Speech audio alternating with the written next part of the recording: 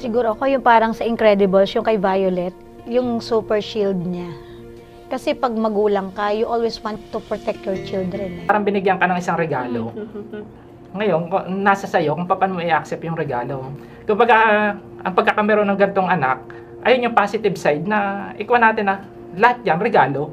Nasa sa atin kung paanong approach ang gagawin natin para mas maging maganda naman yung maging resulta ng regalo sa atin. Ayun na yun, kung paano mo tatanggapin. Yung kalimitan namin naririnig yung salitang abnormal, may sayad, mismo sa aming community, sa aming mga parents na may anak na may autism, ang naririnig namin yung halimbawa ay malala, pinarinig kaming normal school. So ako as a teacher, hindi ko inaano yung word na normal school kasi wala pong abnormal school. So it should be mainstream education or inclusive school. For me, kung magta-time travel uli ako, ikaw pa rin ang pipiliin ko.